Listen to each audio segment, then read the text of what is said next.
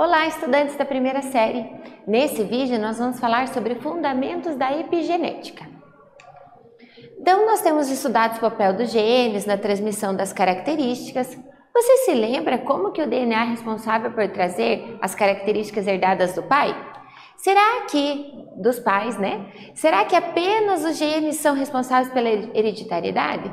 Então, como que essas características são transmitidas para a gente? Então, os pais, eles vão dar os seus genes lá no espermatozoide e a mãe no óvulo.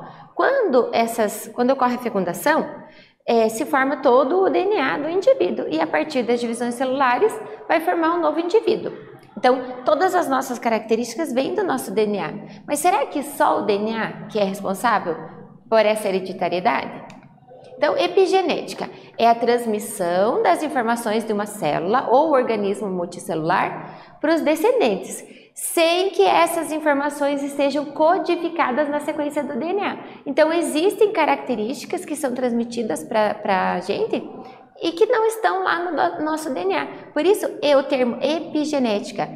Epi é acima da genética. Então, são informações que não estão lá no DNA. Né? Ou então não vão ser afetadas pelo DNA, né? Ela pode ser herdada, mas não é transmitida. Então observe, um bebezinho, a partir do estilo de vida dele, genes vão ser silenciados ou não, e aí vão ser transmitidas para os filhos deles quando ele estiver maior. Ou então, se ele faz uma alimentação inadequada, poluentes, né, externos, vão influenciar na genética dele, né, e vai dar, por exemplo, obesidade, diabetes, né, e algumas dessas características.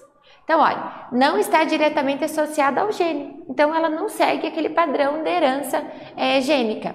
E ela pode ser reversível. Então, uma pessoa que está expressando uma característica agora, se ela mudar o comportamento, ela pode expressar outros fatores.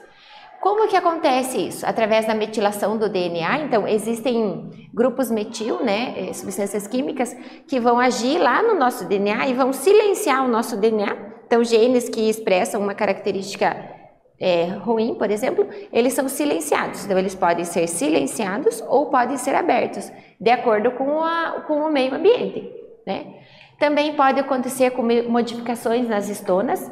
O nosso DNA ele é todo enroladinho e para que ele fique firme, para dar estrutura, existe uma proteína chamada estona e ele vai enrolar uma porção desse DNA. Quando ele está enroladinho, esse gene não se expressa.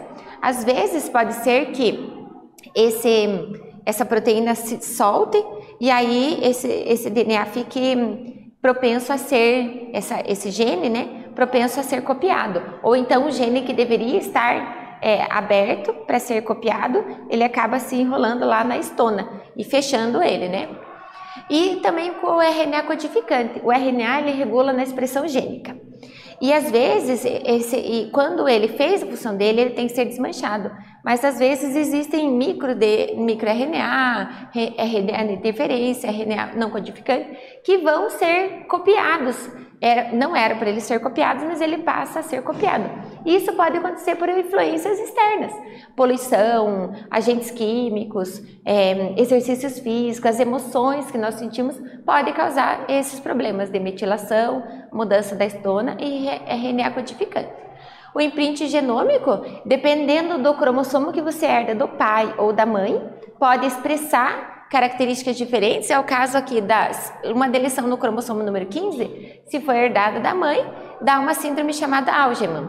Se for herdado do pai, dá uma síndrome de Prader-Willi. Então, fatores externos que influenciam no pai ou na mãe vão fazer com que os seus gametas tenham alterações lá no DNA, né? E aí possa influenciar lá no filho. Epigenética e câncer. Então, nós sabemos que o câncer ele é uma desregulação do ciclo celular, começa a se dividir rapidamente e existem genes de controle que controlam essa divisão. Então, se esse gene foi metilado, se ele foi enrolado nas estonas, ele pode ser silenciado, esses genes que expressam a regulação do ciclo celular. Sendo silenciado, essas células perdem o controle e começam a se multiplicar indevidamente, né? Então, pode gerar o câncer. existem terapias genéticas. Então, o gene não está funcionando. Então, o que eu faço? Retiro esse gene não funcional e coloco um gene que funciona, né? Então, através do DNA recombinante. Outras, além do câncer, periodontite, obesidade, gastrite também podem ter origem epigenética. Então, nesse vídeo, nós falamos sobre epigenética. Espero que vocês tenham gostado. Até breve!